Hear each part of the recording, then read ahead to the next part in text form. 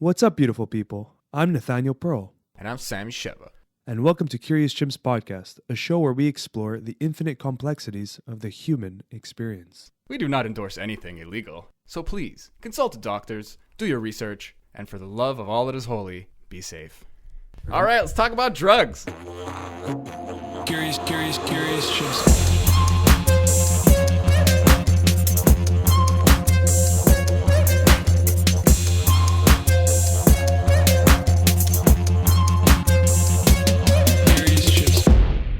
Okay, so I think we're ready to start.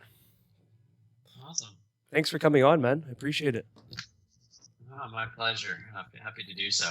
Yeah, I came across what you were doing. We'll get into it, but I saw it on Facebook, actually. I saw someone shared an article that recently came out about Field Trip and how you guys are the first. Well, you'll get into it, but you guys are doing psychedelic therapy. It's a center that I guess it's waiting for legalization or clinical okay.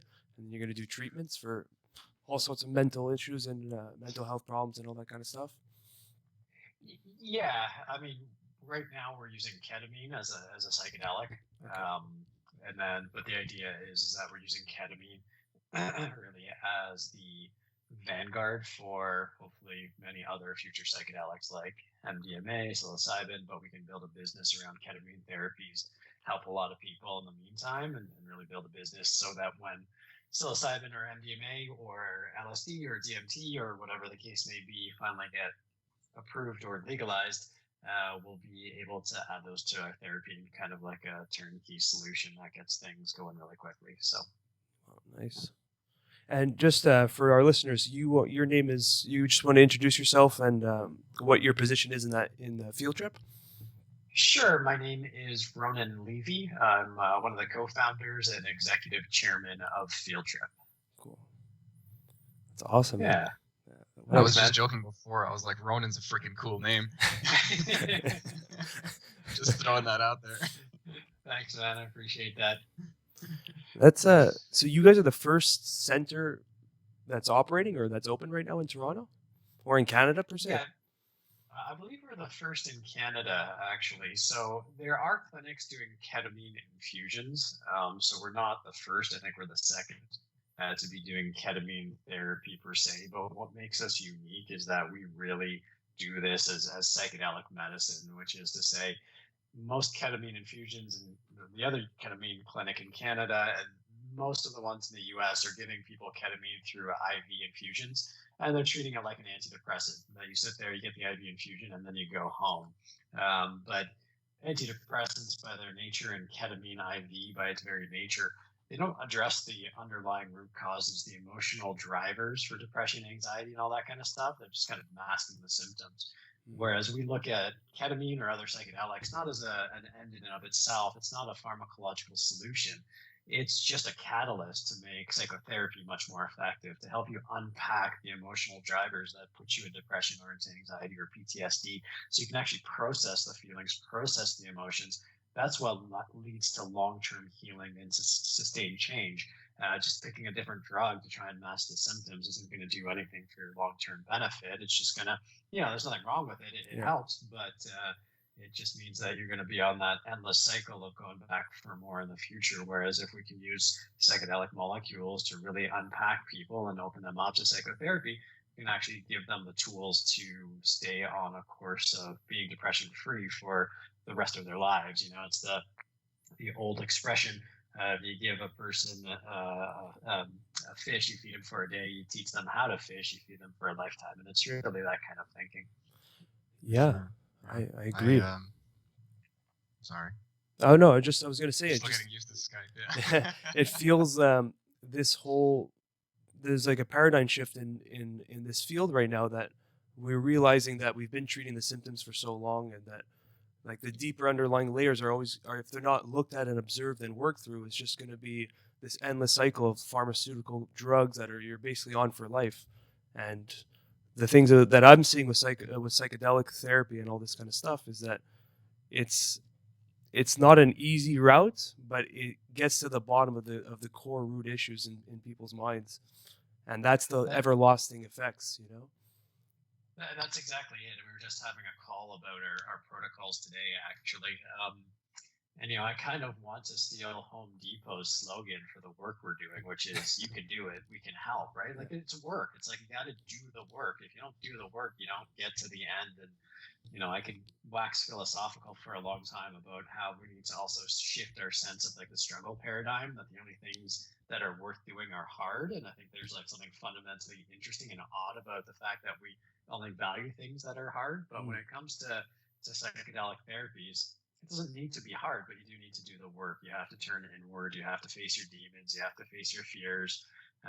You have to face traumatic experiences to move through them and get to the other side. So, yeah, I think there's a growing awareness, and I think on a broader conversation, I think it's a reflection of sort of growing awareness that are move away from spirituality, not necessarily religiosity, but spirituality, thinking that we're purely rational beings, that we're purely materialists, not a function of soul or connection to like the planet or anything along those lines, has led us astray, and is probably one of the drivers of so much depression and anxiety, because we've just lost a deep connection with what it means to be a human.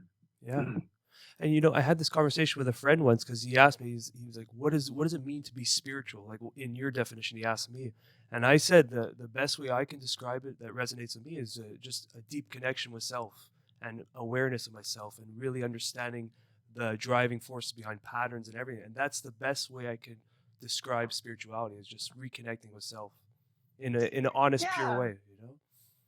Yeah, I mean, I like, so I work with a coach out of LA. His name is Erwin Perlman. And he gives this great example to sort of help people think about this, because, in our society, in our very logic, rational driven society, people think in materialist terms, that like, I can feel it, I can touch it, it's real. But he gives the example of, sight. He's like, when you look at something, if you were to cut into a person's optic nerve and look in that optic nerves, you won't see the picture that they're experiencing. It's just electrical signals traveling down the optic nerves, which your brain, through what he calls the sense of imagination, converts into the image that you see.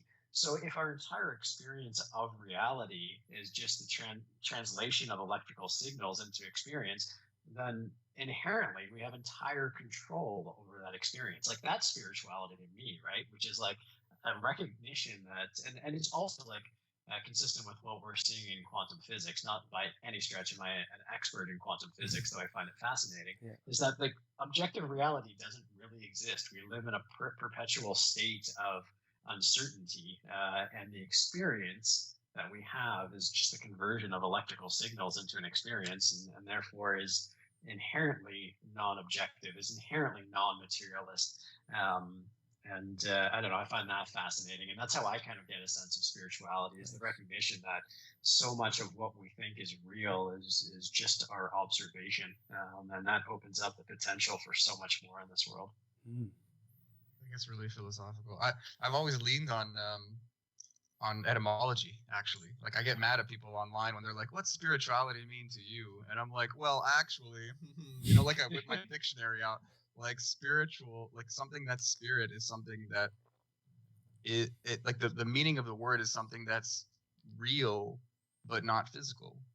So you guys are describing the fruits of spirituality, but I would say that the word just kind of reveals itself. Like the ality, like the suffix, it means like the existence of, or pertaining to, so the reality of spirit. Yeah. So if someone's in line with the things that are real in their lives but that are not physical, and that's so much stuff, like you're saying, like the optic nerve example was perfect, because it's like so much of our reality is that imagination or the interpretation, the isness, so the electrical signals are interesting and valuable to an extent, but they're not going to make you grow as a person, like science, like you talked about religiosity before, like there's a kind of scientism that is obviously taken hold, and a whole materialistic vibe that is the main like bottleneck for stuff like psychedelic therapy is rampant, so I feel like using that science like angle to go back and say, well, look, this is what the word spirituality means, and this is what it can evolve into in your day-to-day existence. Like look at everything around you that you don't see, that you can't touch, like love and loyalty and like just anything that's kind of connection based, anything that's kind of personal. All of these things are governing your life, foundational to your entire perspective and perception. And we just ignore it Yeah. as a culture, as a society. Yeah, exactly. The focus on spirituality is not it's not entirely harmless, because when you get into things that can't be measured and that can't be objectified to some degree, then they can be used for nefarious purposes, right? You can convince people of anything. So there's a balance, and again, everyone talks about this idea of perfect intelligence is the perfect interaction of emotion or spirit and logic, right? We can't dismiss science. We can't dismiss objective data-driven science, but that doesn't mean science can measure everything. It's inherently imperfect in terms of measurement. Maybe it's just because we're not good at measuring things, or good enough at measuring things like love and beauty and all that kind of stuff. We just don't have the right metrics. Maybe those things are inherently measurable, and then we can get data-driven around it. We're just not there yet. But it doesn't mean we should ignore science, but it also means that we should recognize that science is inherently imperfect, because it's driven by humans, right? Ultimately we're the objective measures of them in most respects, and it's built on our knowledge of physics, which is also incomplete as well. And as that grows, I think you'll start to see, and this is going back to that quantum physics example, you'll start to see that science and spirituality actually are pretty closely aligned in many respects. When you think about the definition that you offered of spirituality being I think Erwin calls it a connection to spirit, or the reality of spirit, not necessarily believing in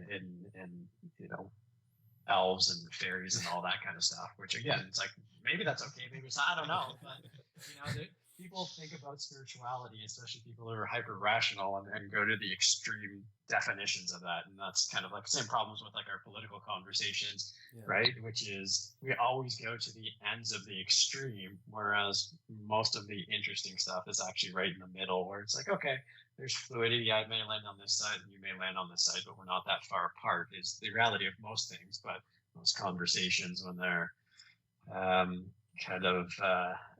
pedagogical, just go to the extremes because it's easier to make points. Yeah, you have to use 0 or 100. But the truth is, we're kind of getting into this idea of a holistic point of view, and it's not perfect.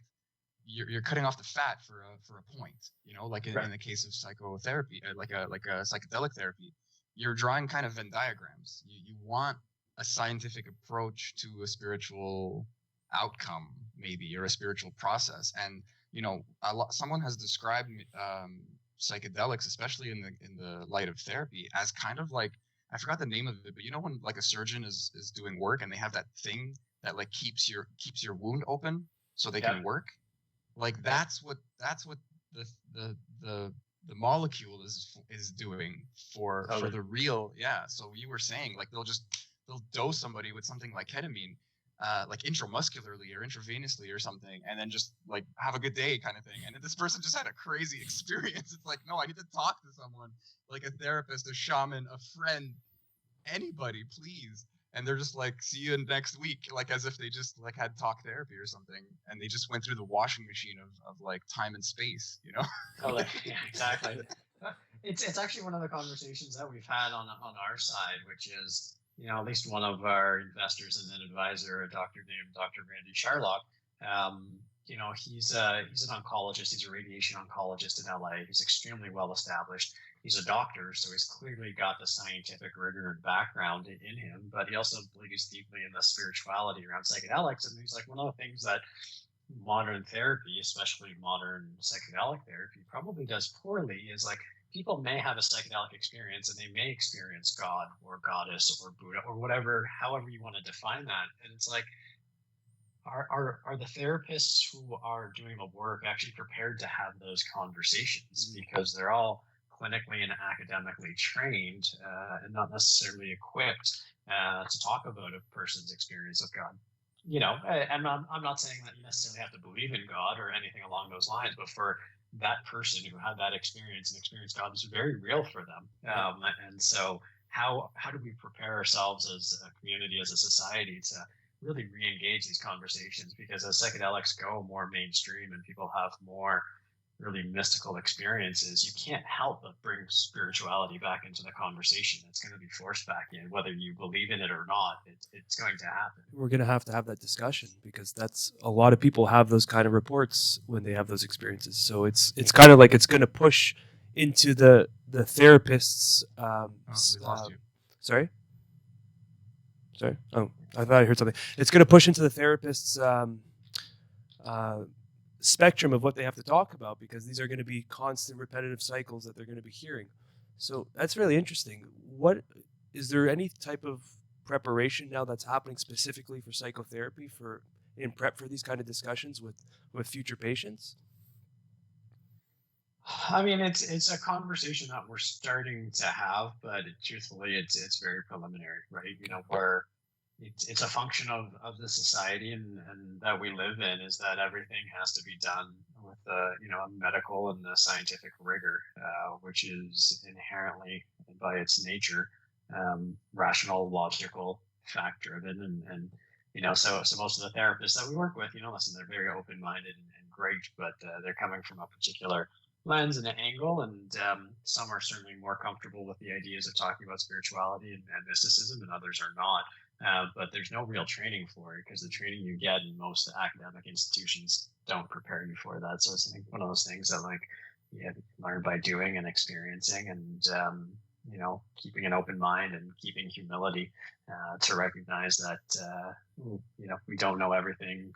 Therapists don't know everything. No one knows everything, and so just learn from each new experience, and hopefully make the most of it, and develop wisdom on the back of that. I feel like the holistic idea demands like a group of people with different specialties. Instead of having like this like oncology radiologist learn about like Buddhism or something, like just get a guy, like there's like the way I picture it, and I could be wrong, but like what we're talking about is integration, like instead of reenacting or like, let's say, like reintroducing something traumatic or just adding something new without giving it context, i.e. this like psychedelic trip, this experience, you need that integration, and that's just very personal. That's why it's, instead of it being data driven and being like scientific, obviously riddled with the biases that come, but also being restricted by the method itself. It's like, let's just get a group of people who are specialists and who are all for the goal of helping someone. And then you kind of work backwards. You take some risks, but you go, okay, this is going to help this person, but then you can measure afterwards what certain parts of the brain are lit up or whatnot, and see what's helping them and why, or why not. And you can start, getting statistics. But in the end, it's like, okay, is this person Christian? Get him a priest. And then they can have some conversation about God after having a God-like experience or a religious experience.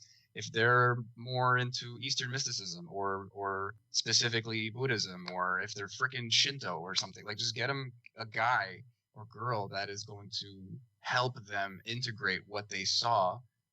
Does it have to be like specific in the way it helps? In the third person? Does it have to be about a type of God or a type of religion or some kind of agnostic or secular spiritualism? Like, or can it really just be what helps? And then it can be very biased, but like colored by the person who is being helped. Like is that a possibility? That's my vision for the future. It seems idealistic and maybe a little reckless, to be honest. So I don't know. I think the most important thing in any integration therapy is just empathy, right? Like people understanding what that person is experiencing, whether it's an experience with, Jesus Christ or Buddha or some undefined God or whatever the case may be. As long as you can empathize and give space and hold space for someone to have that experience and be real, and then have the understanding of what emotions, whether it's awe or beauty or hope or whatever the case may be, that kind of transpire out of that experience. That's how you do, I think, powerful integration. It doesn't matter who the God is or anything along those lines, or whatever the mystical experience is. It's what does that create in terms of impact for the person? I think is the most essential criteria. And that's like, I think it's one of the challenges with the way we certify people.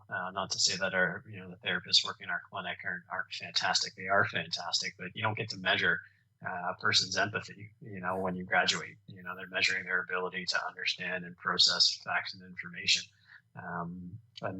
So finding a way to bridge that gap. Listen, I think most therapists by their nature are empathetic, because you don't go into therapy or clinical psychology without having a degree of empathy.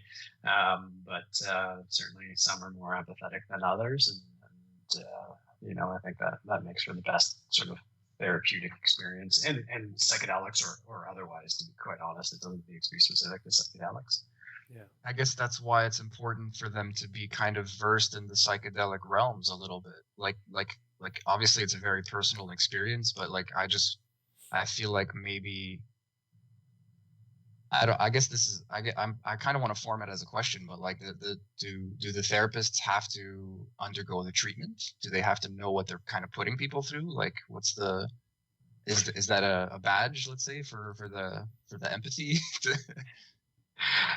Listen, I mean, in our clinics, no, absolutely not. That's not a condition. I mean, there's a legal consideration of we can't impose that as a condition by and large, because most of these experiences happen in gray market or black market scenarios. But I also don't think it's essential. I think, going back to the whole experience on psychedelics, is it opens people up. But psychedelics are not the only path to having these experiences. They're just a very potent and powerful way for people to have these experiences. But it's by no means, you don't need to have a psychedelic experience to have a mystical experience. People can do that through meditation. They can do that through any number of ways. So I think the more important thing is that they can empathize with the experience than having had it necessarily directly themselves through the same path. A key word you mentioned was humility, and I think if a therapist has the humility just to listen, and even if they don't agree with some of the things these people are mentioning, some heavy topics about gods that might not resonate with the therapist, just the humility of letting that person share whatever they experience is probably, in my experience of seeing and sharing circles after ceremonies, just the act of sharing and being heard without judgment was already a huge part of the integration process, And that's like some of the most valuable moments after psychedelic experiences, able to share it and just speak your mind and process it out loud.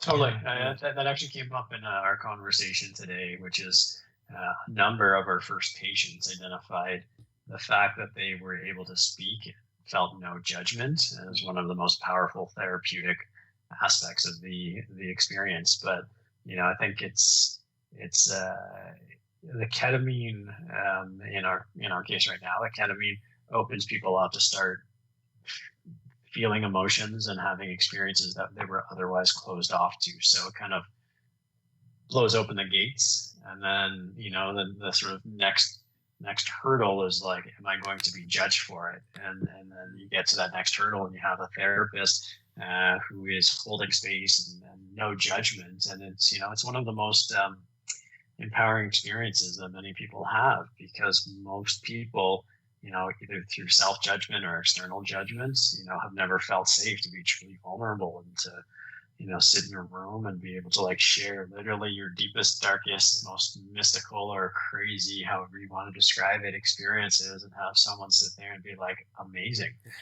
It's a really powerful experience for a lot of people. And that's why we're, so focused on the psychotherapy aspect of that. You're not going to get that from just taking a drug and being left alone, whether it's a classic psychedelic or ketamine, it doesn't matter. It's that space, and listen, people can hold that space for themselves as well.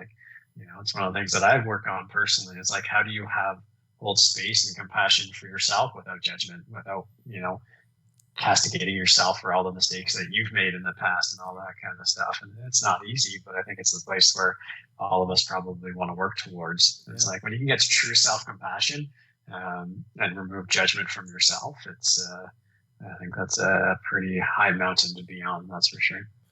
Yeah, That's a I'm big striving one. for it. It's I feel like it's a multiple lifetime type of ordeal, but it's even working on it is already a beautiful amount of aid to your life. You know?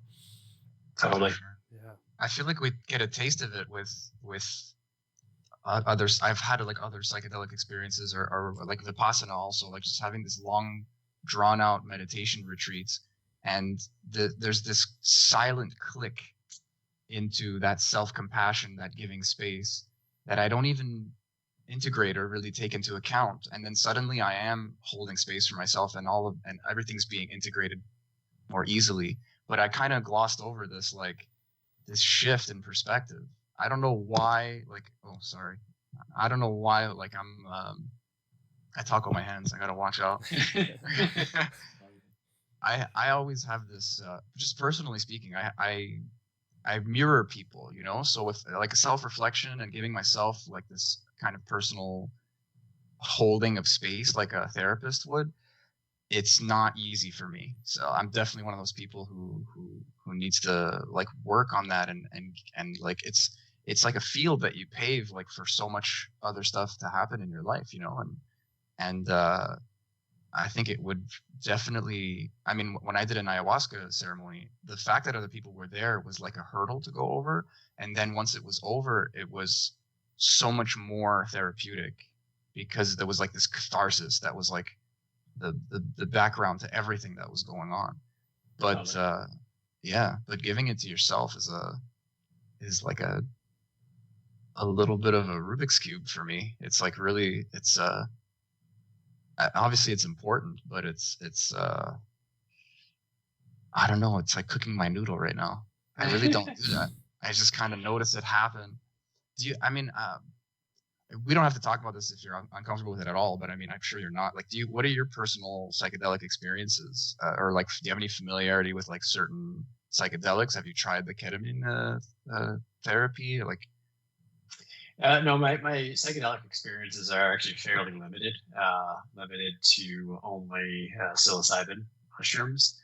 And truthfully, it's only been a little bit more than a handful of times, so it's limited. However, like I've been very active in kind of sort of metaphysical coaching and meditation for a long time. So even though psychedelic experiences are super intense and offer a lot of insight and revelation, it was just like a more intense version of experiences that I've already had, and you know, through a meditation practice and all that kind of stuff. But I think your point is right. You know, even for me, getting to a point where I can, you know, even just, I'm definitely not at the point where I can have a lot of compassion for myself, or not hold myself in judgment. But even getting to the point where all the thoughts you have, like when you just kind of sit there and let your mind wander about why something happened or anything along those lines, and you're like, hey, that's a pretty fucked up thought. You know, most of us will probably try to repress it or be like, oh, that's stupid, or whatever the case may be. And just even having the wherewithal to be like, maybe it's not stupid, you know, maybe it's not properly defined, maybe it's not properly expressed, but there's a kernel of truth in there that I can dig down into further and start to understand why I do this. And just like getting to that level of you know, self-reflection, I think is a great place to start, you know. And yeah, I think with psychedelics, when people have a psychedelic experience, it kind of like for a little while, and I would define, and I'm not fully an expert because I'm not coming from a medical or clinical background, but you know, that part of our brain, the part of our psyche that says that's a stupid thought, get that thought out of your head, that's our ego, right? Like that's that self-defense mechanism. And if you look at the theory and the evidence behind how psychedelics work, it's like they kind of shut down the default mode network, which is where the ego seems to live in the brain. So that's why people are able to actually have a lot more self-compassion and let some of these thoughts that would otherwise be repressed or shoved away percolate and drive insight and meaning. So it's great if you can get there without psychedelics, if you get there through psychedelics, but it's a good place to be, and it's a long journey, that's for sure. I think meditation is eases the way, though. You know, like you're talking about defense mechanisms, and like I feel like meditation brings you face to face with yourself, and there's this kind of bubbling surface that is all of that. You know, the shut down thoughts, or the why are you doing this, like just the doubt, the whatever. It's all like the garbage, but kind of it's intelligent. It's like trying to protect you. It's this ego like judo, where it's like, no, like keep doing what everyone else is doing, you know, like don't be the master of your own experience, like stay in beta and just like copy what's going on around you, because then you'll be accepted, you know, where the truth is like I was talking about those other treatments and the ayahuasca ceremony. A lot of these treatments give you that there's this forced space and time where either with a professional or alone, you're just those defense mechanisms lose steam. They come back and they come back and they come back, and then they just kind of wind down, and then you're like you just have like space in between the breaths to really feel what's going on. And I've been starting to use that with just with basic life. Like if you're binge watching something on Netflix, if you actually stop like for 30 seconds in between episodes just to think about what you just saw, it changes your life, you know? So imagine you saw like whatever you saw in the psychedelic experience, taking that breath just consciously or unconsciously, at least like you're consolidating the memory just a little bit more instead of just going next. So it's almost like a problem of our generation as well. It's weird. Yeah. You know, so much can be solved too by just taking those moment pauses and reflect and observe. And like that can be a majority of the time, that can be a huge healing component where you get out of that reactive state and you take that little, that's like mindfulness practice, but those little moments where you just observe, whether it's 10 seconds, 30 seconds, or hour meditation, that literally changes the way you approach anything that comes towards you. And it's such a valuable practice. Yeah, I like the word I like to use is, you know, going beyond reflection to allowing, you know, which is allowing yourself to experience those things. Like if you think about it, one of the things I like working within the psychedelic sphere and having some psychedelic experiences now has taught me is just how impactful art is, right? At the end of the day, it's all about just seeing things through a new lens, like getting a different perspective on things, feeling emotions that you may not have felt before or allowed yourself to feel before. And so I give the example of I was on a flight home from can't remember, I was on a flight and I watched the movie La La Land, right? And La La Land is like, it's a great movie, but it's particularly structured to manipulate you to have very intense kind of romantic emotions. And it usually up until that point, I would kind of just dismiss those being like, oh, these are fake emotions, right? They're manipulated emotions. No, they're not at all. They're actually very real emotions. The feelings I'm having are 100% real feelings. Just because they're created by a circumstance that's not objectively real, it's something on a screen, doesn't mean they're not real emotions. It's the same with the psychedelic experience, right? It's like those are real emotions. They may be coming out of circumstances where, you know, you're being chased by a dinosaur in your trip. Who knows? Clearly not a real, objectively real experience, but those emotions are real and they can still move you and they can still transform you and transmute you. And so like just the allowing of that, being like, oh, I felt that, you know, let me understand it, you know, because clearly there's information, and that's one of the things that's get lost is there's information on emotions, right? Whatever you feel, it's always real.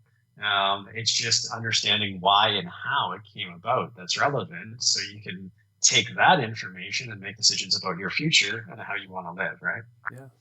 So true. There's a show I was watching called Humans, and it's like about like these AI that become intelligent, and this woman, this like artificial being, is feeling emotions, and she's asking why a lot, and this guy answers this very philosophical question, like, don't ever ask why. Like, you're feeling what you're feeling. And I mean, back to your point, like I almost cried in that moment. Like these shows they're designed to invoke emotions, so you feel like cheapened a little bit. But you know, if there's some swelling music and the guy kisses the girl right after saving her or whatever, like let her rip, man. Don't ask why. Yeah, but listen, I think I would disagree with that last thing about like ask why. Why am I feeling it? What does it mean? And how do I take that and understand about how to live my life forward in a more meaningful, happier, better way, right? It's like certain experiences, like my wife is terrified of airplanes, like fighter jets for whatever reason. I think they're fucking cool. Like when a plane flies overhead and you just get hit with that sonic wall, I think it's exhilarating, right? She's terrified. It's like, okay, instead of just being terrified, it's like unpack why you're terrified. Now, if you get into like, a lot of the spirituality and like deep metaphysics, it's like, is this something from a different lifetime? And it can get into like conversations that most people are uncomfortable with, but it could be very real about like, well, maybe it's just a big feeling of feeling out of control, or like energies of such like intense masculine, not like male, but like a masculine energy of creation. Is uncomfortable to people. Okay, why? It's like, maybe I had an issue with my dad. Like all of a sudden, like you can unpack all of these experiences and be like, I just saw a fighter jet, but that really helped my relationship by understanding why that fighter jet scares me, because it showed me something about myself, right? So it's like, always ask why, but don't be judgmental of like, it's stupid. It's like, no, it's real. It's not stupid. There's something in there that can be learned, and it can be very powerful. So be open, allow it to be. I really like your kinds of why. I really like your approach for with the word allowance, and I never actually used that when I talked about these states, and it was more about surrendering and accepting. But allowance is beautiful in its way, because it's like you're giving the okay to let it happen, and you're giving, you still have that power. You haven't relinquished that power inside. So I really That's like exactly right. So I really like that term allowance when it comes to these kind of experiences. Yeah, you can open and close the gate, right? You're not giving yourself up. You're not losing who you are. You're just opening yourself up to be more of who you are, to be quite honest, and see more things. I think it's a really powerful thing. It's like, it's one of the things that I talk a lot about with Erwin, is like, how much are you willing to receive? Like, there's all this information coming at you all the time, whether it's what we conventionally think of information, whether it's emotions, and like how much you're willing to receive of that, and let it move you and change you. It's always up to you. It's your choice to open up or not. And most people are closed off is the problem. And I became aware of it. Just giving another anecdote. Early on, when I was actually, the first session I had with Erwin, it was during a time when I was in the process of being about to break up with a girl. And he's like, okay, so why are you with her?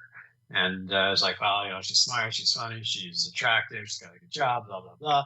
And he's like, and I'm like, and what? And he's like, and you don't love her. And I'm like, I guess. And he's like, so what good is that list of things that you just gave me? He's like, you're trying to rationalize, use your brain, an emotional experience. It's like, love is an emotional experience. You can't rationalize it. Like, logic isn't going to help you make an emotional decision. It never will. Like, you may make a decision based on logic, but it's not informed by emotions necessarily. And like, when it comes to emotional decisions, like whether you should be with someone or not, it's like, you got to listen to emotions.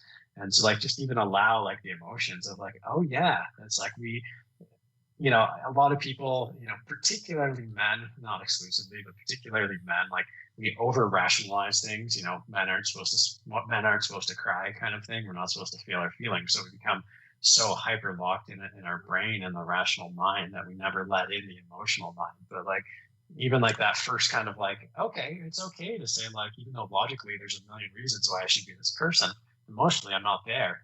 Allowing that one nugget of emotion into my life was a profoundly life-altering experience in a very positive way.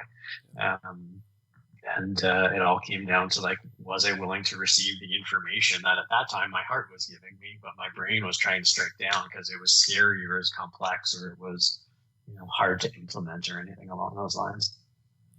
Oh, yeah. It's just fighting who you think you are, sort of, or who you want to be. So you have to like accept this new reality, and it's like a small death a little bit. It's a key word. I think we all know how that feels. It's a key word, want to be. We all operate on those systems of wanting this and wanting to be that, and we ignore these foundational systems that are operating, the emotional part of it, where we kind of, I guess it's a man thing, I'm not sure exclusively like you said, but we're pushed to put that aside and just to trek forward and ignore and just trek forward and ignore. But that creates so much internal misery that eventually you forget what's starting that misery. And it's as simple as listening to the emotional state of what your heart is talking to you for whatever's talking to you, but it feels like it's the heart. Totally. And again, going back to like not going overly spiritual. It's like there's now pretty strong biological evidence that your heart has neurons in it and actually drives your stress response and your logic response in certain circumstances. A friend of mine works for a company called HeartMath, and it's all based on that premise of when it comes to particularly your stress response, your heart actually has much greater control. Like your actual organ of your heart has much greater control over the experience and outcome than your brain does. That's now science. That's not spirituality, but you tell that to someone being like, no, your stress is in your heart. Most people would be like, yeah, that's woo-woo bullshit. And it's like, no, that's like, yeah, maybe 30 years ago, there's a good reason to think that because there's no scientific evidence to support it. But now like the science and the spirituality are actually in pretty close alignment. It's fascinating to see. It keeps becoming that, right? Yeah. It just keeps. It's like we're really kind of, in a sense, rediscovering ancient knowledge with a more of a tested method now, and we're kind of just proving the things that have been talked about in spiritual texts and practices. These are concepts that have been talked about in yoga practices and mindfulness practices, and it's been around a long time. And it's interesting to see that we're getting back on those roots, but with this tested approach where it's kind of now it's being verified to our standards. That's exactly right. Yeah. Totally. That's pretty cool. Yeah, it's exciting times to see where these kind of therapies are going now. I wanted to ask you the process of let's say a patient comes to you. Nate, you're breaking up. Can you hear me? We're losing you. Hello? Can you hear me now? There we go. You're back. You hear me? I don't know what's going on with the audio. Can you hear me? No, it was the I think it's the internet. Yeah. Okay. I wanted to ask you about the process for a patient to come to your center, and what are the requirements, and what kind of patients come to you, and what's the process of going through that whole experience? Yeah, so in Toronto, because ketamine is still a prescribed drug, which means you need to have a doctor prescribe it, we're actually pretty restrictive on the type of patients that we work with right now. So in order for you to be a potential patient with us, you need to have treatment-resistant mental health conditions. So treatment-resistant depression, anxiety, eating disorders, PTSD, which treatment-resistant meaning that you've tried at least two conventional, or as certain people like to call it, historic options before you can try the progressive option. And so that means you've tried at least more than one SSRI or antidepressant, or you've done an antidepressant and cognitive behavioral therapy. And if you qualify, so you have a clinical diagnosis, you've tried two conventional treatments, then we can treat you in our clinic. And that's just really a function of how conservative, the guidance in Ontario is around different approaches and novel approaches to different therapies. In the US, where medicine is practiced a little bit more progressively, I would say, we'll be able to help patients who want to just come in for kind of exploration or psycho-spiritual growth or anything along those lines. So you don't necessarily need to have a clinical diagnosis. You can just come in because you want to experience growth and work with a therapist in a drug catalyzed way. So in the US it'll be different, but at least in our Toronto clinic, it's for people who have treatment-resistant depression or anxiety or other mental health conditions. And so the process would be, go to your doctor. You come to us directly, and we'd either direct you to go back to your doctor, or if you don't feel comfortable going back to your family doctor. We have physicians who we work with who would be willing to give you a referral to come to our clinic. Once we have that referral, we'll review your medical records and history, because ketamine is not appropriate for everyone, and this type of therapy is not appropriate for everyone, even if you are treatment resistant. Assuming everything looks good, then you come in, and a course of treatment for us is you would do 6 ketamine sessions, which are paired immediately after with an exploratory therapy session. Exploratory therapy really just being like, what did you experience? What did you feel? What emotions came up? All that kind of stuff. So not terribly proactive cognitive behavioral therapy, just more like holding space to give a forum for what your experience was. And then you do 3 treatments, ketamine treatments with exploratory therapy. And then after the third one, you do a full integration session, which is you sit down with a clinical psychologist and they use cognitive behavioral therapy techniques to say like, okay, you're in a window of neuroplasticity, you're more receptive to the effects of cognitive behavioral therapy and mindset and outlook change. Let's put that into practice and let's talk through what that looks like and how you do that and all that kind of stuff. And so you do that 3 treatments, ketamine treatments, integration session, then 3 ketamine treatments, and then an integration session. So that's what it looks like for a typical patient in our clinic. That's awesome. It's for something to be so like well designed and I mean that sounds perfect in my mind. I'm not a professional either, but that just sounds amazing. I think of like a lot of friends or people I might know and stories online where people are just kind of like I don't want to say self-medicating, but they're kind of they're getting the front page news that psychedelics are being used for therapy, and then they might like microdose psilocybin for a month, but they don't have that like additional therapy or some, like it's not as specific or controlled. It's just kind of like the drug will do all the work. Yeah, so.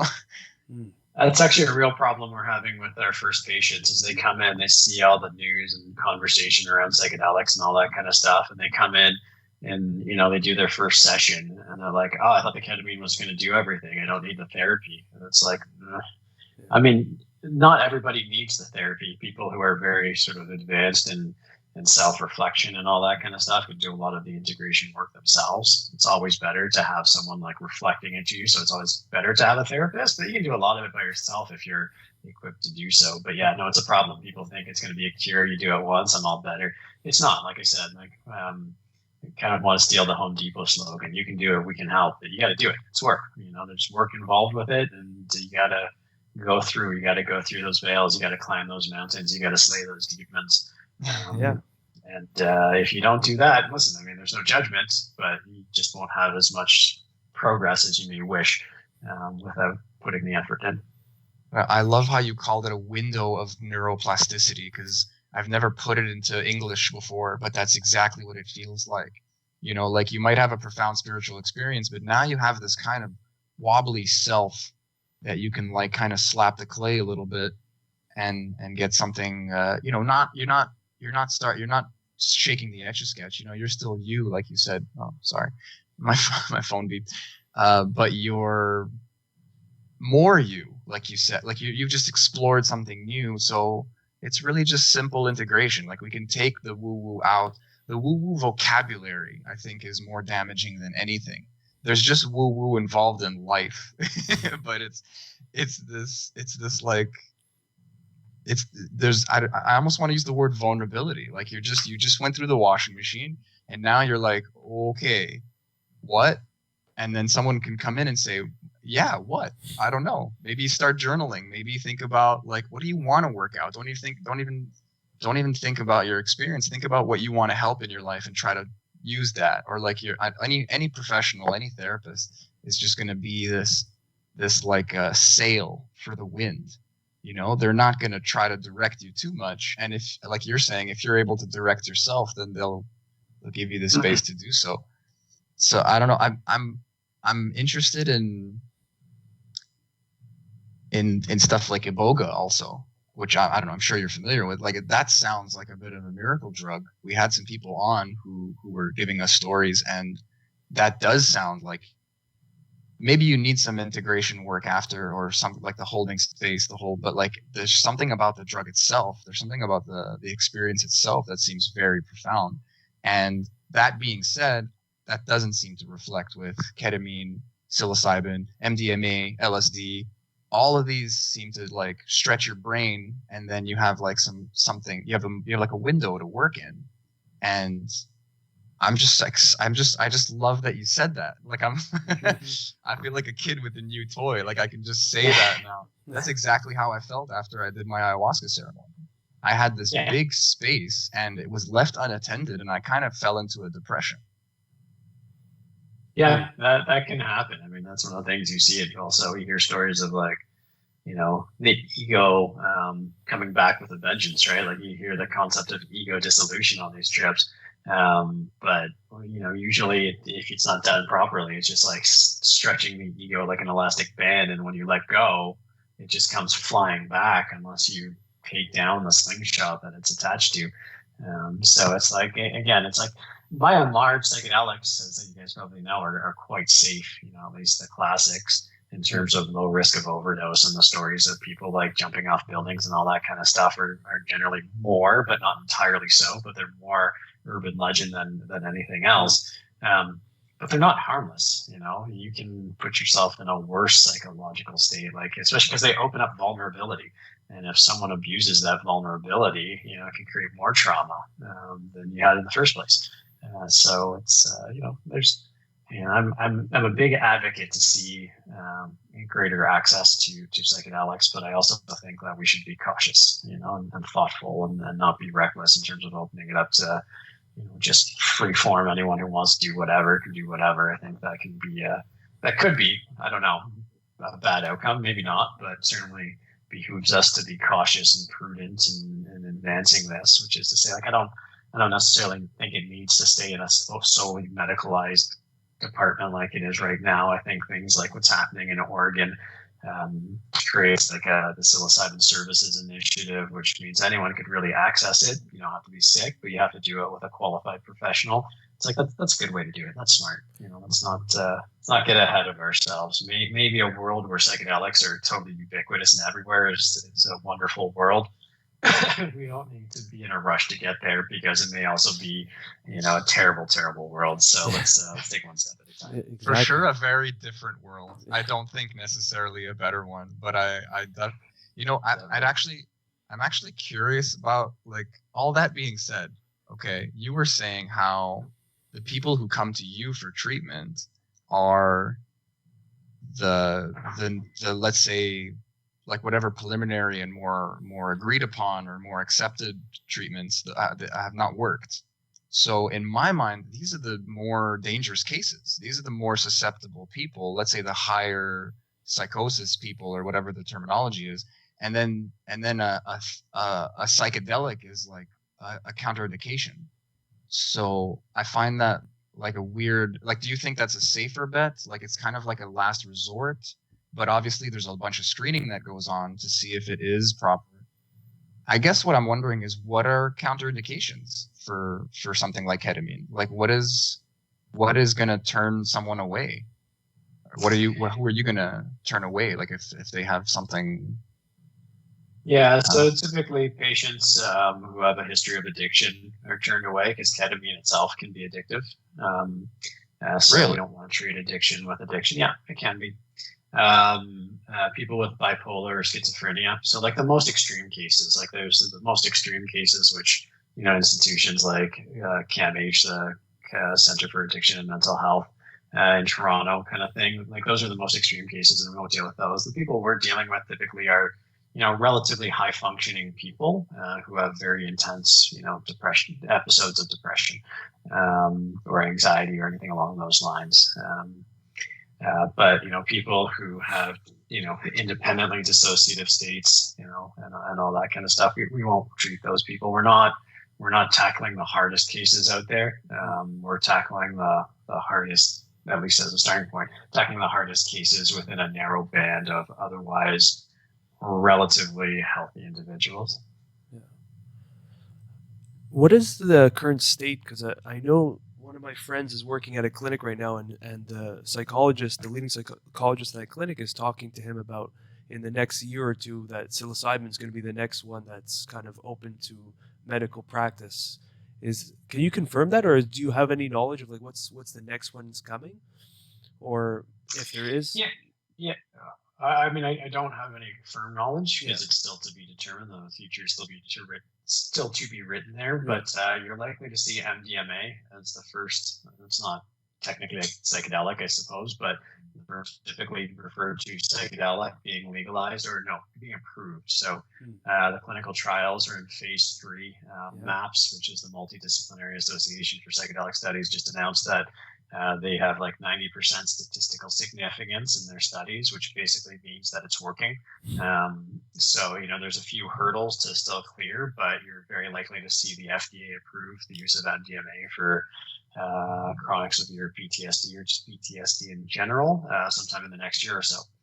So by 2022, 2023, it's very likely you're going to see legal access to MDMA in a medical context. Psilocybin will probably be after that, which is probably around 2025 for the current clinical trials, unless things like the Oregon Psilocybin Services Initiative move forward, at which point you'll see access in a more wellness style model as opposed to a medical model. And then in Canada, those same clinical trials that are going on in the US will be relevant here. But what's unique about Canada is that when you look at cannabis, it actually came about through constitutional challenge. In 2001, the Ontario Court of Appeal found that denying access to cannabis for medical purposes was a violation of Section 7 of the Charter, which provides for life, liberty, and security of person. And so if you look at the facts and arguments of those cases, and you look at the facts and circumstances, at least specifically the psilocybin, it's really hard to conclude that if faced with the same question around psilocybin, that a court would conclude that the continued prohibition to access for psilocybin for therapeutic purposes was constitutional. So otherwise, sometime in the next couple of years, you're going to see a court challenge. We know that it's kind of in play already. So depending on how that plays out in the next 2 to 3 years, you may see the government of Canada forced to create a program much like the medical cannabis program that existed until, well, it still exists, but it was kind of overshadowed by the access to adult use cannabis that came about, I guess, a year and a half ago. Wow. It's exciting times. Cool. It's a great time to be alive.